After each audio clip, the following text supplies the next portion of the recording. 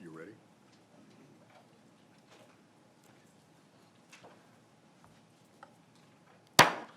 Good morning. I would like to call to order the meeting for the Alabama Community College System Board of Trustees. We continue to conduct our meeting in accordance to the Governor's proclamation, and I welcome those attending via Zoom or teleconference. I appreciate your interest in the Alabama Community College System. A great deal of work and preparation has gone into the documentation for our meeting.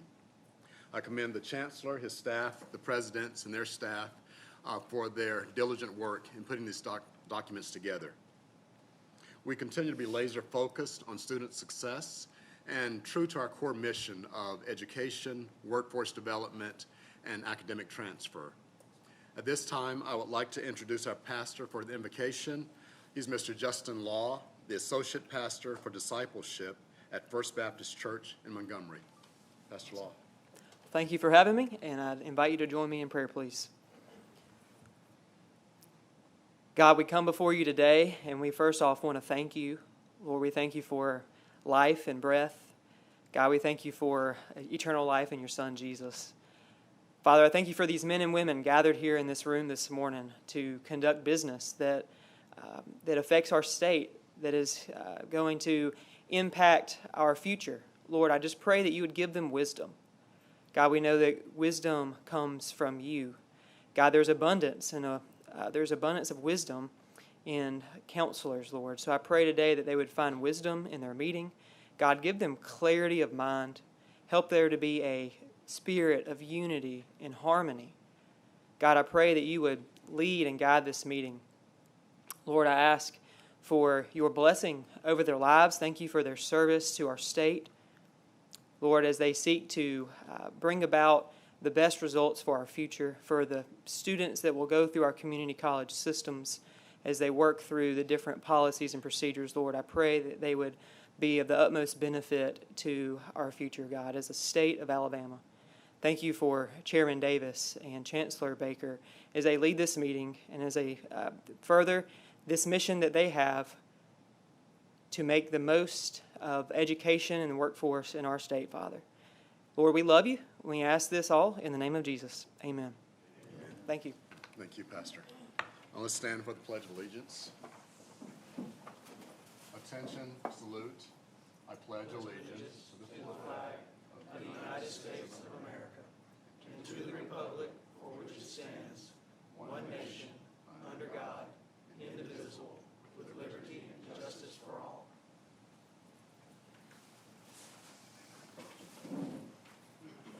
Ms. Wilkins, please call roll. Mr. Jeb Shale, Mr. John Mitchell, Ms. Valerie Gray. Present. Mr. Matthew Woods. Present. Mr. Goodrich Rogers. Present. Mr. Milton Davis. Present. Mr. Levelyn Roan. Mr. Blake McAnally. Mr. Roan should be trying to call in. Oh, he should be trying to. Yes, Okay. yes. Present. Dr. Yvette Richardson. Present. Governor Kay Ivey.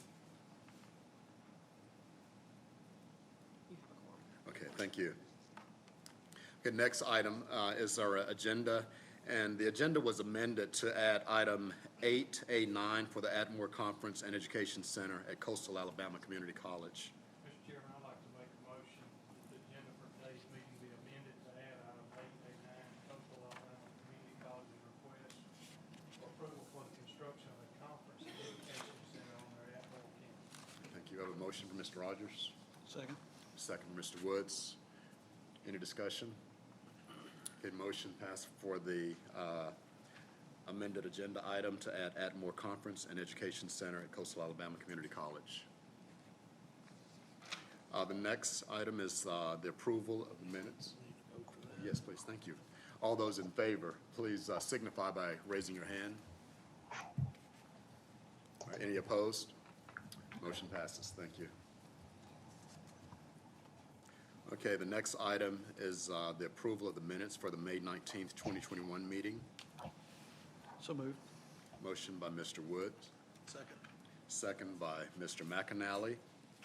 Any discussion? All in favor of approving the minutes of the May 19th meeting, please signify by raising your hand. Any opposed? Minutes approved. The next item is public comment. Do we have anyone signed up for public comment?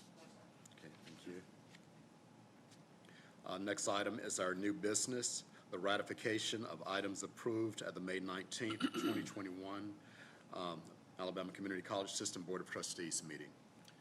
Mr. Chairman, I make a motion that the Board of Trustees of the Alabama Community College System ratify all the actions taken by the board at its May 19, 2021 meeting, including the following: the approval of the agenda for the May 19, 2021 meeting, the approval of the minutes of the April 14, 2021 meeting, the election of Mr. Milton Davis as chairman, the election of Mr. Blake McAnally as vice chairman, the authorization of Bishop State Community College to proceed with construction of the Health Annex facility on its main campus, the authorization of the allocation of a portion of the FY 2019-2020 Industry Certification Initiative funds in the amount of $72,453 to Enterprise State Community College, the authorization of the president of Bishop State Community College to name the nursing simulation suite in the Center for Health Sciences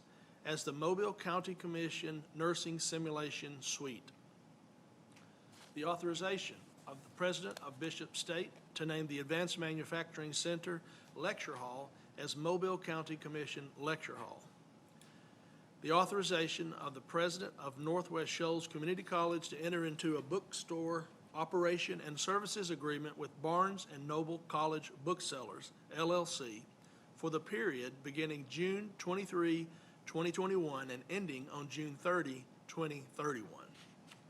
Okay, we have a motion by Mr. McAnally. Second. I have a second by Mr. Rogers. Any discussion? All in favor, please signify by raising your hand. Okay, the motion passes for the ratification of items approved at the May 19th, 2021 Alabama Community College System Board of Trustees meeting. The next item on the agenda is item 8, the Academic and Student Affairs, Adult Education Facilities, Fiscal Information, Technology, and Workforce Development. These items were reviewed during our previous work session and have been reviewed as well prior to this meeting by the board members. First we have is item 8A1, J.F. Drake State Community and Technical College, the Certificate in Patient Care Technician, Nursing Assistant. Make a motion we approve. Okay, we have a motion by Mr. Rogers, second by Mr. Shell. Any discussion? Okay, all in favor of approving the Certificate in Patient Care Technician for J.F. Drake State Community College, please signify by raising your hand. Any opposed? The motion passes for the Certificate in Patient Care Technician at J.F. Drake State. The next item is item 8A2, the Associate in Applied Science and Digital Arts at Enterprise State Community College. Make a motion we approve. A motion by Mr. Rogers. Second. Second by Mr. Woods. Any discussion? All in favor of approving the Associate in Applied Science and Digital Arts at Enterprise State, please signify by raising your hand. Any opposed? Motion passes for the Associate in Applied Science and Digital Arts at Enterprise State. Next item is item 8A3, the Associate in Applied Science and Certificate in Building Construction Technology for Northeast Alabama Community College. Make a motion we approve. Okay, motion by Mr. Rogers. Second. Second by Mr. Woods. Any discussion? Mr. Chairman, I'd just say that I'm excited about this program. It's very needed in this part of the state, and happy that we're moving forward with it. Thank you. All those in favor, please signify by raising your hand. Any opposed? Okay, motion carries for the Associate in Applied Science and Certificate in Building Construction Technology at Northeast Alabama Community College. The next item is item 8A3, the Associate in Applied Science and Certificate in Airframe Mechanics and Aircraft Maintenance Technology with options in airframe and power plant at Southern Union Community College. Mr. Chairman? Yes, sir. I just wanted to make you aware that Mr. Roan has joined my call. Okay, great, thank you. Okay, Make a motion to approve. have a motion by Mr. Rogers, second by Mr. Shell. Any discussion? Okay, all those in favor of approving the Associate in Applied Science and Certificate in Airframe Mechanics and Aircraft Maintenance Technology, please signify by raising your hand or a voice vote. Aye. Okay, thank you, Mr. Roan. Okay, motion carries. The next item is item 8A5, the Certificate in Heating, Ventilation, Air Conditioning, and Refrigeration for Wallace State Community College, Selma. Make a motion to approve. Motion by Mr. Rogers, Second. second by Mr. Woods. Any discussion? All in favor of approving the Certificate in Heating, Ventilation, Air Conditioning, and Refrigeration, please signify by raising your hand or voice vote. Aye. Motion carries. The next item on the agenda is item 8A6, the allocation of 2020 to 2021 Industry Certification Initiative funds for the ARC Strong program for the Alabama Community College System. Motion to approve. Motion by Mr. Woods, Second. second by Mrs. Gray. Any discussion? All in favor of approving the allocation of 2020 to 2021 Industry Certification Initiative funds for the ARC Strong program, please signify by raising your hand or voice vote.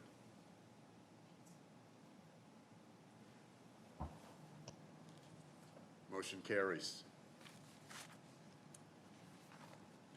The next item on the agenda is item 8A7, the allocation of 2020 to 2021 Industry Certification Initiative funds for Trenton State's Line Worker Program. Motion to approve. Motion by Mr. Woods, Second. second by Mr. McAnally. Any discussion? Mr. Chairman, I'd like to just say that is a very needed program too. And I'm glad to see that. Thank you. Okay. All in favor, please indicate by raising your hand or voice vote.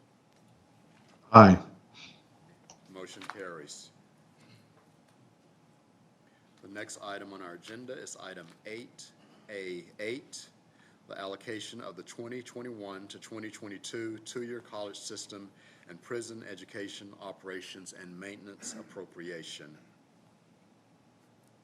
Motion. I make a motion to approve. Okay, motion by Ms. Gray, Second. second by Mr. McAnally. Any discussion? Okay, all those in favor of approving the allocation of the 2021-2022 two-year college system and prison education O&M maintenance, O&M appropriation, please signify by raising your hand or voice vote. Aye. Motion carries. The next item is the Atmore Conference and Education Center, and I believe Mr. Watley has a presentation regarding this item. Morning, Mr. Davis, Chancellor Baker, members of the board. This is an item that we did not present last month, rather it was presented at the April work session. We're now presenting it today for approval. If I could call up the PowerPoint, please. And I believe you have a copy of this presentation also behind the action item. Coastal Alabama Community College is requesting authorization to proceed with a construction contract for their Atmore Conference and Education Center. It is located just adjacent to I-65 there near Atmore. Next slide, please. You can see here, this is in yellow is the actual location of the proposed building. Next slide, please. The scope of this project is a straightforward 11,500 square foot standalone new construction conference and education center. It includes various classrooms, meeting spaces, 3 instructional classrooms, also 1 science, biology, physics classroom, and of course includes all the accompanying building elements, parking, things of that nature. The architect for this project is GMC. Next slide, please.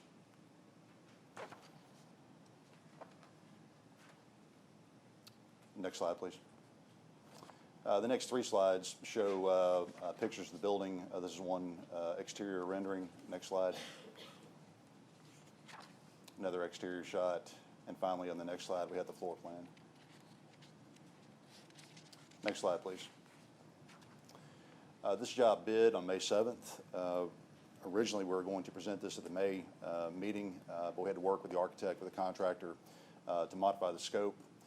Provided we move forward today, we anticipate construction starting the 3rd quarter of this year. We expect a 1-year construction timeline, which should result in the project being substantially complete 3rd quarter of 2022, with final completion in the 4th quarter of 2022. Next slide, please. In April, when we briefed this project to the board, we had anticipated a construction price of $3.25 million, which would have resulted in a total project price of approximately $3.9 million. A couple days before the bid, we were notified by the architect that several bidders had pulled out simply due to lack of subcontractor participation. The architect further advised us that construction prices were expected to be much higher than originally anticipated. Next slide, please. We received pricing on May 7th. The original bid that we received, we only received 1 bid from Highland Wake. Rowland Construction did turn in a second bid. It turned out to be non-responsive, and so we tossed it out. The price we got on bid day from Highland Wake was $4.5 million.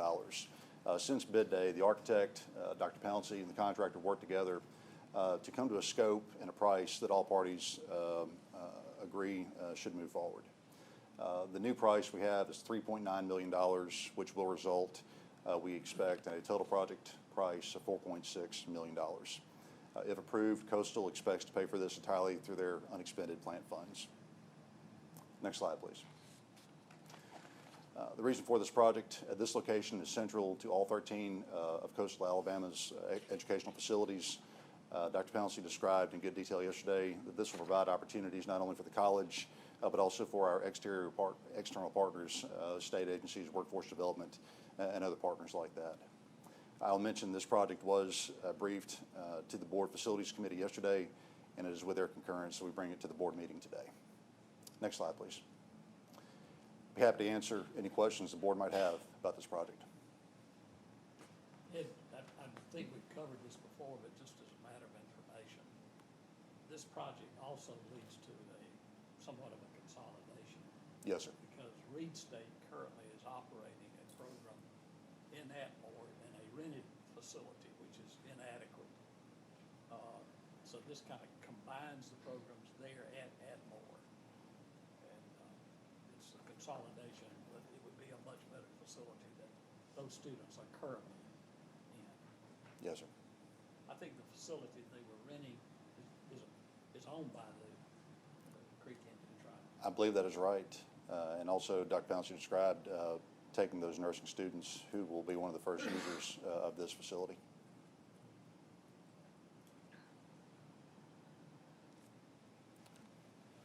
Any other questions? Okay.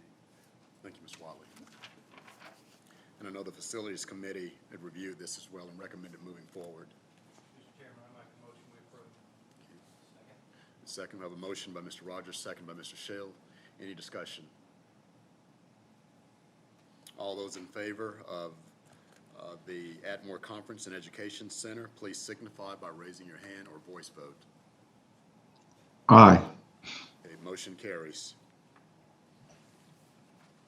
The next item on the agenda is item 9, Executive, Legal, and Public Information. Item 9A1 is the review and approval of the mission statement for Reed State Technical College.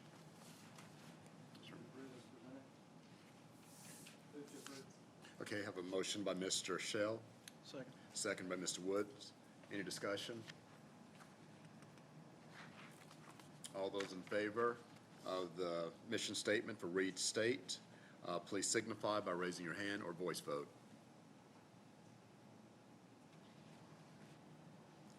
Aye. Motion carries. Next item on the agenda is item 9A2, the review and approval of the mission statement for J.F. Ingram State Technical College. Is there a motion? Second. Okay, I have a motion by Mr. Rogers, second by Mr. McAnally. Any discussion? All those in favor of the approval of the mission statement for Ingram State Technical College, please signify by raising your hand or voice vote. Aye. Motion carries. Next item is item 9A3, the review and approval of the mission statement for George C. Wallace Community College, Dothan. Motion by Mr. Woods, Second. second by Mr. McAnally. Any discussion? All those in favor of approving the mission statement for George C. Wallace Community College, Dothan, please signify by raising your hand or voice vote. Aye. Motion carries. Next item is item 9A4, the approval to enter into a lease agreement with Hines and Campbell Properties for Jeff State Community College. Motion. Motion by Mr. McAnally, Second. second by Mrs. Gray. Any discussion? All those in favor of entering into a lease agreement with Hines and Campbell Properties for Jeff State Community College, please signify by raising your hand or voice vote. Aye. Motion carries. All right, the next item on the agenda is personnel. Chancellor. I'd like to introduce our new interim president of Calhoun State, Jimmy Hodges. Jimmy, why don't you just come to the mic and tell us what all you've done? The good parts.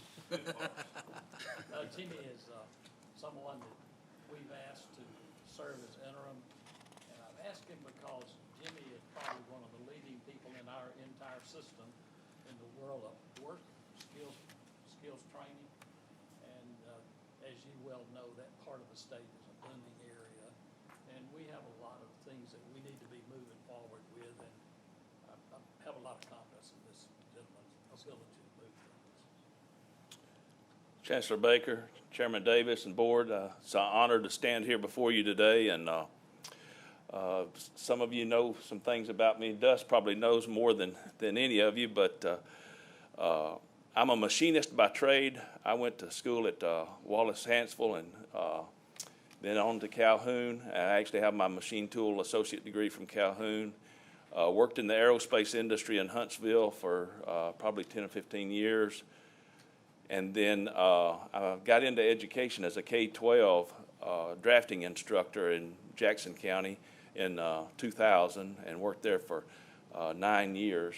And then moved on to Wallace Hansville in 2009 and have been there since, until March of 20 when COVID hit as the Dean of Applied Technologies. I worked really hard with business and industry to make sure we develop those relationships and grow those programs for workforce training. And then in March, the Chancellor's vision of the workforce teams and the North, Central, and South, we've worked very closely together with all of those teams with an expertise in machine tool and industrial maintenance. I've been able to help a lot of colleges across the state to establish those type of training programs. And when the Chancellor approached me about the interim position here at Calhoun, I was both humbled and honored, and I look really forward to serving at this capacity. And Calhoun is an awesome school, has an awesome faculty and staff, and I look forward to working with them and moving forward and developing relationships with those business and industry partners even deeper than what we already have there. And I thank you for that, and I'll be happy to answer any questions that you may have, but really do appreciate it, and I will do my very best to make sure that you are very pleased with what we do at Calhoun Community College. First, to congratulate you on the role and look forward to great things at Calhoun Community College. Thank you, sir. Jimmy, in order to stay out of trouble and for you to stay out of trouble, why don't you introduce your wife? Chancellor Baker, once again, you keep me out of the ditch, and I appreciate that more than you know. I'm very honored to have my wife in September of this year. We'll be married 38 years, Lynn Hodges right here. She is a stay-at-home nana. We have 7 grandchildren, and she keeps all of those at some time or another. And so they used to tell her at Wallace Hansville that she had a special crown when she gets to heaven, not only because of me, but because of keeping all of those grandchildren. Thank you, Chancellor. I appreciate that very much. Congratulations. Chancellor, Mr. Chairman, I'd like to make a comment too about Mr. Hodges. Many years ago, when I was economic developer for Jackson County, we had a new industrial park across the road from the Ernest Pruitt Center of Technology, our high school technical school, and Jimmy was the drafting instructor there. And I was looking for ideas on how to design a good sign, good-looking sign, and his class took that as a project, and we did a little ice cream party for the winner of the class. That's been a few years ago, but he was doing great work then, and I'm sure he'll continue to do great work at Calhoun Community College. That sign is still there, by the way. It is, and it's actually got a few names on it now, too. That's great. Mr. Chairman, I'd just like to say welcome. Welcome to Decatur, and I look forward to working with you, and certainly call on me if I can be of any assistance to you. We're excited about the future for Calhoun and look forward to it. Yes, sir. Any other comments? Okay. Next item is the Chancellor's report. Olivia, I've asked Olivia if you will give us a brief bring us up to date, Title IX, some of the changes in training programs. Good morning. Good morning. Chairman Thompson, Vice Chairman McAnally, Chancellor Baker, members of the board, thank you for giving me just a few minutes of your time this morning to just update you on 3 things. I know the Chancellor said I had 1 thing, but I'm going to take advantage of the time and update you on 3 quick things. The first is Title IX. For new members of the board, about a year ago, the federal government made a severe overhaul change to Title IX law. And Title IX law covers sexual discrimination or discrimination on the basis of sex on all of our campuses or any entity that receives federal funding. So once that happened, it was a severe overhaul of current Title IX policy and Title IX law. It was about 2,000 pages. So our office had 2 roles, essentially. The first was to change our policies and update our procedures. And thanks to David O'Brien and other folks that served on the committee, we were able to do that. The second phase of that was to scale training for the entire system because that's one of the requirements that the feds had for us. So as we started doing our research and talking to folks, we realized that there's a huge discrepancy in training for Title IX purposes across the system. So we set out on a mission to find a reputable company to train all of our people that are involved in Title IX and train some of us here that are involved in Title IX, and we did that. Across the system, there are about 350 people that have to go through this training. One of the big things that happened with the new law overhaul was we went from having 1 or 2 people on our campuses that manage Title IX to, at the minimum, 10 or 12. So there's a lot of people that are now involved. And now, since training is required, we're able to do that. We launched what we call Title IX University, and I'm really glad to say that launched last week, and we trained our first group of people, which are actually the Title IX coordinators, and we call them the quarterbacks in the Title IX world because they have to know everything that's going on and what's supposed to be happening. I'm pleased to report that out of the 59 people that are supposed to receive Title IX coordinator training across our system, or that were supposed to receive it last week, 58 of them were able to receive it. And the 1 person that was missing was me.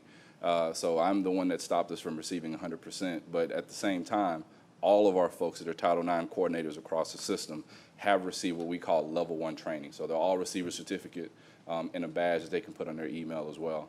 Today we launched Level 2 training for the next step, which are Title IX investigators. So just wanted to let you know that training is off to a wonderful start. Because we're able to scale this training and do it from the system level, we have saved over $1 million by doing that across the system. So that's one of the perks of treating this as a systemic piece of training. We're able to train more people, involve everyone in the training, scale it where everyone is speaking the same language, but on the larger scale, we're able to save a lot of money for the system as well. The second item I wanted to update you on is where we are with our CRM, which is our Customer Relationship Manager. Also for you new board members, we set out on a journey last year to get software, a piece of software that can help our folks manage the life cycle of a student a lot better. So with this tool, we're able to manage when we meet a student or where we meet a student, all of the communications that a college can have with the students, whether it's email or text message or tracking phone calls. We're able to essentially see where we meet that student and how we track them from the point that they become a student or that they apply with us, or even to the point that they graduate and become an alumni at one of our institutions. So that training is going well. We have purchased a product, a software called TargetX, as you all have heard me mention, excuse me. TargetX is off to a wonderful start. We have also selected Northwest Shoals Community College as our pilot institution. So we are essentially building an instance for Northwest Shoals, and then we're going to take that and multiply it by 23 and give everyone else the same instance. But the important thing to know is with this tool, our colleges will be able to scale their communications with the system, with the student, but also beyond that, the Chancellor likes to say that we leveled the playing field. And what he means by that is we've given access to the same technologies that our large schools had that they could afford to our small schools as well. So Reed State will have the same technologies that Calhoun or Jeff State will have, and have access to those students in the same way and be able to use the same communication mechanism. So doing that also and scaling it from a systemic level has also saved us millions of dollars as well. But just want to let you know that we have selected a company. That implementation has started, and by November, all 24 of our colleges will have this software, and we'll be able to use it for communication tracking and be able to talk to their prospective and current students as well. The last piece and the last item I wanted to update you on is our summer semester enrollment. We track enrollment pretty regularly here, just like our colleges do. We have a weekly report that goes out to all administrators in this building, and we also send it to our colleges as well. But for the summer semester, we are currently at 98% of where we were for the entire summer semester last year in terms of head count. The silver lining in that is that almost all of our colleges have launched their summer semester, but we also have a second mini term for most of them. So if our data holds and our drop processes hold and everything holds for our colleges, we may see an increase in enrollment this time next month for the summer semester. So we're hoping that our colleges continue to do the great work that they're doing. Our colleges have done an amazing job with our increases. 18 of our colleges have at least are within 90% of where they were with their enrollment this time last year, but 9 of those 18 colleges are already over 100% of where they were at this time last year. So there's been some enrollment growth at 9 of our colleges so far. Hopefully this summer, as we progress, we'll see more enrollment growth from our colleges. And I know that's a lot to take in, but I'm glad to send that enrollment report to all of you after this meeting. Just wanted to share those 3 positive updates with you and let you know that those 3 pieces are going well and they're off to a good start. Thank you so much for your time. I'm glad to take any questions if you have them. Great report. Thank you. Thank you. Chief. Get ready, I'm gonna call on you. I didn't know he was gonna be here. Okay. But he's gonna give us an update on the Clery Act and several other things. So I'll give you a second to think. Chris Cox, you go next. Good morning. We're getting a video to give you a high-level overview of what we're going to talk about this morning, but Chancellor has tabbed our team a while back with finding a way to be able to expand training throughout the state and help our colleges, support our colleges to be able to deliver training that otherwise, because of the number of people in the community to train, might be might make it difficult to train, or finances or equipment or those type of things. How can we overcome that and maybe do in a consortium approach and possibly come up with a statewide credential that our colleges can deliver that will meet a certain criteria in any industry? So we're making a lot of progress there, and we have a short clip that I think will help clarify some of that for you, and then I'll expand a little bit on that if the video is ready.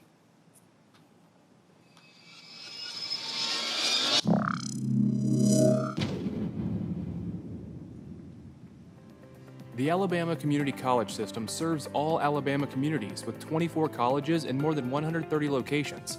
Delivering workforce training that is responsive to the needs of diverse student populations and the companies that employ them requires an organized, intentional approach. Students need short, straight paths to higher wages and better jobs, and Alabama companies need workers at all levels. Community colleges can meet this need by offering training that equips students with skills for specific jobs and career pathways aligned to local business and industry. The starting point of every career pathway is entry-level employment. It's the college's job to design programs that allow students to enter a career path and, with additional training, progress in that pathway to higher skill, higher paying jobs. To ensure all community colleges offer programs for student progression, the ACCS is developing a statewide credential for rapidly delivered non-credit training. Training that qualifies for the new ACCS State Workforce Credential will be developed in partnership with business and industry, lead to in-demand employment opportunities, and articulate to 4-credit programs.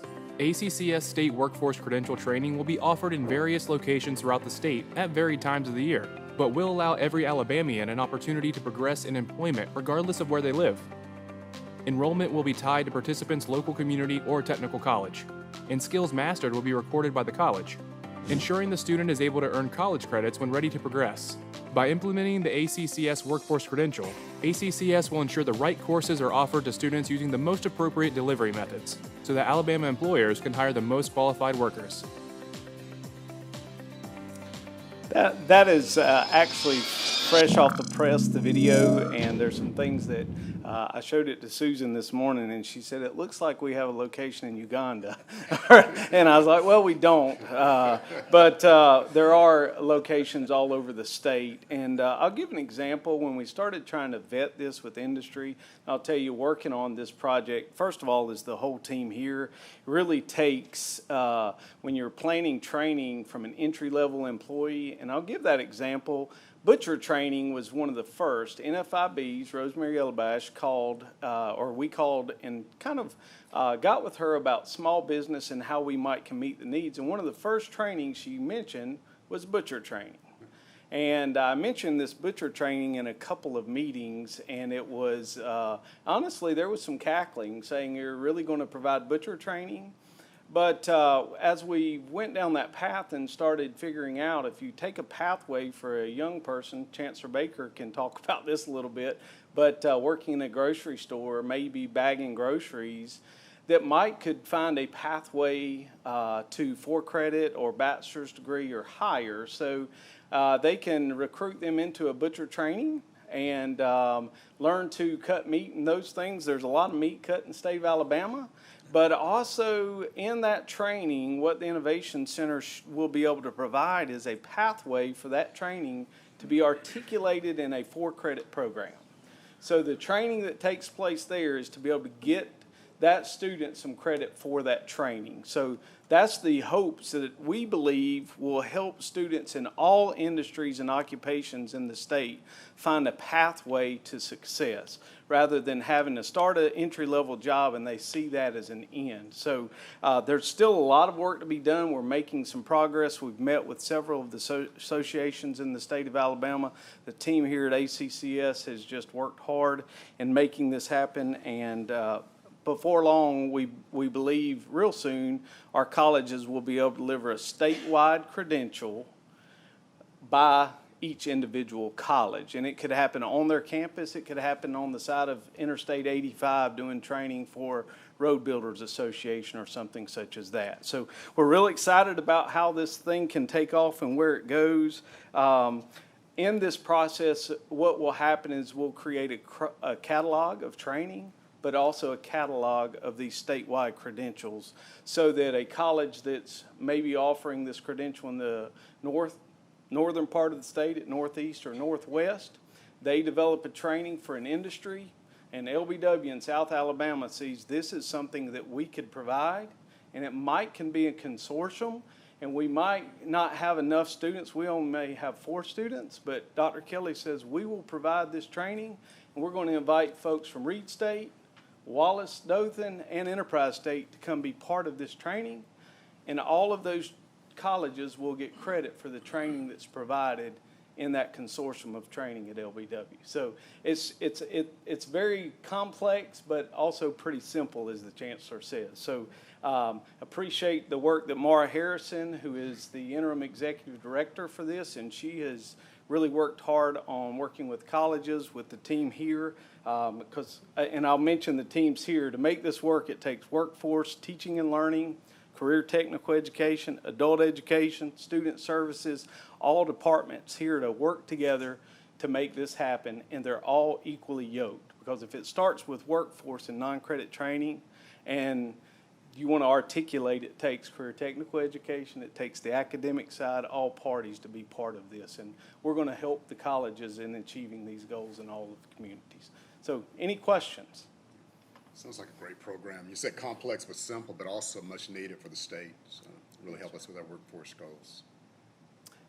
Mr. Davis, in our entry, in our first meetings, we've had really good response from industry on this. And it was quoted yesterday as to say, none of the companies really want to do the training, but they're doing it now. So if you guys can do this, you'll probably get every company in the state wanting to engage with you. So that's good news. That's great. Well, I think coupled with that,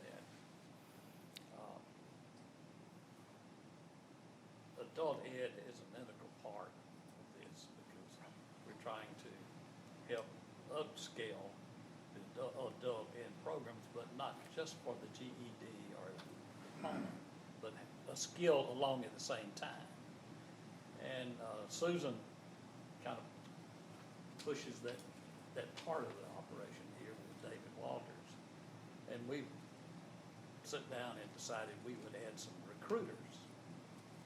Kind of an interesting story how things work out sometimes. And I believe we decided we'd add at least four personnel. Okay, I'm sorry, she's grown it. Okay.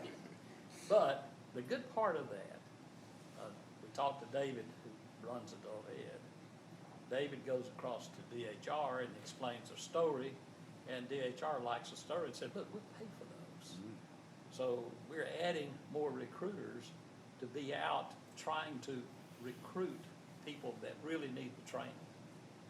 And we will have a way to provide training at a convenient place. So I think we're trying to make it all kind of make sense. Sometimes it's complicated to get there, but it's beginning to build toward what we think we need to be doing, is touching everybody that we possibly can. Sure. All right. Thank you. In concert with that, just as a matter of information, we have an arrangement with the League of Municipalities. In fact, they had their annual meeting 2 weeks ago. I spoke at that meeting. And we are hosting training sessions for all mayors and city council people who are part of the League of Municipalities.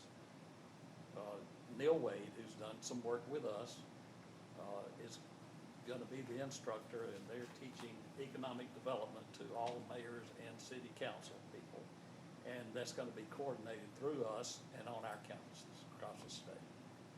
But that brings a lot of contact that maybe we haven't always had. Boone, I saw you sneak in, and I'm going to introduce you so you can introduce your chief, and let's kind of update the people on that. Good morning. Morning. I'll just briefly say, and we've given an update to the board in the past on the number of initiatives that we've started relating to safety and security of our college campuses, as well as the building here at the system office. And Chief Mark Bailey, who's the chief of police at Jefferson State Community College, has been instrumental, and we've looked to him, and he's been a part of these initiatives, and he's done a great job of getting these going, and really from a college level. And he's probably visited every campus in this state. We've tasked him with a new responsibility with Clery Act, which is a federal law, and it's got a lot of reporting requirements in it. And Chief Bailey has been going around the state, working with our colleges, making sure that those reports are where they need to be for the next federal reporting cycle. So Chief Bailey is actually going to be coming on board with us part-time starting in July, working with the colleges to get this finalized by October, which is the end of the reporting cycle. So Chief Bailey. Just as a matter of information, as you, the new board members don't know, Chief Bailey is Chief of the Security Operation at Jeff State. Good morning, everybody. Good morning. Kind of give you a bird's eye view of this. Long story, what brought this to our attention is we went through an audit at Jeff State dealing with the Clery Act issues after we had our incident in May of 2019. Basically, what we came out really good in that one. But that was the time when the Chancellor asked us to take a look at every other school to make sure that everybody was totally compliant. And I'll be quite honest with you, this is a difficult issue. It's like Title IX. It's got a lot of ins and outs, a lot of detail to take care of it. So we found some issues, but it's one of those where nothing was intentional. It's just not knowing what you have to do on it. So the first step we did is we created online training. We began that right after the first of the year, and I was doing 2 to 3 hours training one time a week for 9 weeks, breaking down the issues. We have since set up a portal, so now everybody's doing their submissions. And we're in the process of getting everybody squared away on all the reports. There again, it's a complicated issue, and every school's got their own little nuances that's going to be different, that's going to change it. One of the things that we're also going to be doing is, I know next week I'll be doing a presentation for the President's Conference, getting them briefed on what the expectations are, what the requirements for the law. The law requirements, one of the things that really draws our attention to it is the fines that you can, for non-compliance. Typical fines is running anywhere from $3 to $7 million after a major audit. And there's some that's going as, 12, $13 million. So it's one of those where this is a serious issue. But I see us being compliant by October 1 without any problem. Questions? Thank you. Thank you. I think this is a case where I'm afraid we even had some folks who were not even aware of the requirements under the Clery Act and the implications of not being aware and following through. So, but they've been cooperative and been working with the chief, and we're making serious progress in that respect. Anything else? All right. Do we have any committee reports? Mr. Chairman, the Audit Finance Committee actually has not met together, but I have had the opportunity to attend a couple of meetings with the ad hoc committee Chancellor's put together on forming our approach towards the replacement of DCM. And I'd just like to report that's moving well, and a lot of progress has been made. A lot of work left to do, but we're moving and moving rapidly. Okay, thank you. Any other reports? Okay. Next item is our date and location for the next meeting, and we'll immediately start after this, have our work session. We only have a few items on the agenda, so we'll move into that directly after this meeting.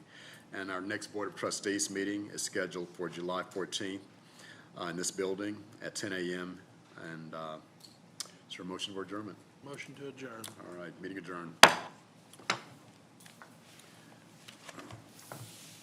Let's just move right on into the work session. I think there are only 3 items on the work session.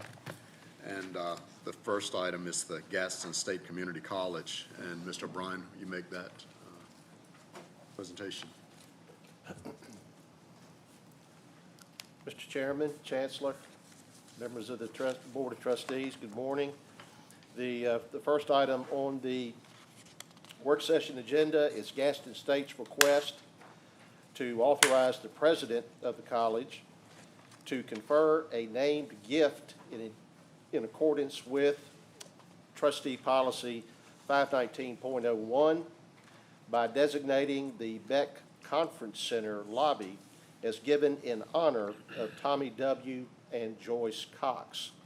In 2019, the Board of Trustees approved the college's request to launch a named gift opportunity program in connection with its major gift campaign. In furtherance of the program, a gift in the amount of $10,000 has been pledged by Dr. Teresa Ray, who is the retired Dean of Enrollment at the college. For such gift, the Beck Conference Center would be designated as given in honor of Tommy W. and Joyce Cox, who are the parents of Dr. Ray. The college is requesting approval of the gift as it satisfies the gift level required for this naming opportunity. If the gift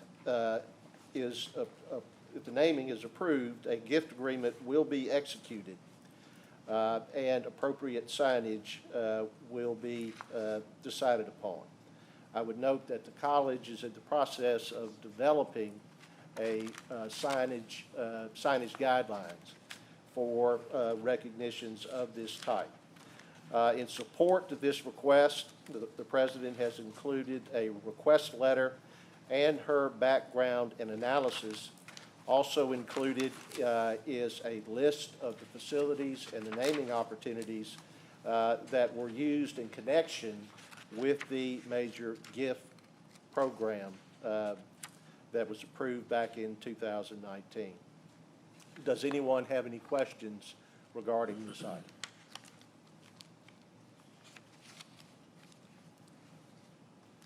Thank you. The next item is Drake State's request for authorization of the president of the college to pursue the purchase of 3 properties located on McDonald Avenue in Huntsville. The desired properties are adjacent to properties that the college is purchasing from the Fuqua family, which was previously approved by the board. The purpose of the property purchase would be to further expand the college's footprint in accordance with the college's master plan. 2 of the 3 properties have been appraised, and the third will be appraised before it is presented for final approval. All of the properties have undergone a phase 1 environmental study, which came back without issue. The President, we have submitted in support of this item copies of the appraisals and the phase 1 environmental study, along with a copy of a plat map which is color-coded, which shows the locations of the 3 properties in question. Those being shown as black, blue, and purple on the plat map. Does anyone have any questions regarding this item? No question. I'd just like to make a comment that I'm happy to see that Drake State is able to move forward on this, and they certainly need a little more space on their campus. And this also comports with their master plan, which we appreciate the work and the due diligence. I have reviewed the reports to the environmental, and they all look good. So look forward to this moving forward. Thank you. Any other questions? The next item is Snead State's request for approval of the college expending $983,155 for the purchase of updating and upgrading its network infrastructure and wireless network. The project will replace and upgrade the network and wireless coverage for the Boaz campus, and will replace all core switches and routers at each building on the campus, and will bring the college's technology infrastructure from a 10 gig to a 100 gig connection. The enhancement will allow for faster internet connection, and the upgrade will also allow for student access to the college's wireless network from parking lots and surrounding areas after scheduled class hours. As a separate project, the college is also in the process of replacing all fiber optic cable on campus. the cost of this project will be paid for in part, fully from a portion of CARES Act funds received by the college. In support of this item, we have the President's letter providing a detailed justification for the project, along with the quote from the proposed vendor as to the scope and the items being purchased in connection with the project. Does anyone have any questions regarding Snead State's request for the IT infrastructure upgrade? I don't have any specific to Snead State, but I was just curious, are we able to, I know we've upgraded some networks and infrastructure at some other colleges. Are we looking at possibly trying to combine or get some type of a savings for these networks? I would think procurement-wise, if we have multiple colleges that are having to upgrade, we should be able to look at some savings and consolidating those purchases or get some type of an agreement in place. And if not, maybe that's something we can look into. Well, I will certainly research that and get back with you on that issue. Yeah. All of that is an assessment. We have an assessment of all the colleges, what the needs are, and what the plan is. It'd be great if we could do that. Yeah. This was money, the CARES Act money that came directly to the college. Yes, And sir, that's my understanding. it's different from the monies that we had an obligation to spend prior to last year that actually came to the system from the state. So these had a longer expiration date, which I believe runs to the end of this year, if I'm not mistaken. So That's my understanding. Any other questions, comments? Well, I think the whole concept of shared services is a serious item that we are looking at, not just in purchasing items, but personnel, variety of things. It's certainly something it's a different world than what a lot of our folks are used to, but that's not the first thing we've changed. So that's something we've been looking at. I eventually would imagine that we would probably have a purchasing office here, just as the state operates a purchasing office and have common bidding across the board. But I would anticipate we probably would head in that direction, because many times the timing for the implementation of the plan may vary significantly. But if we can combine and do shared services through mass purchasing, then I think you can save a lot of money. I think you're on target. We'd be good financial stewards. Any other comments, questions? Any other items? Thank you, David. Okay, with that being said, our work session is adjourned. Thank you for attending.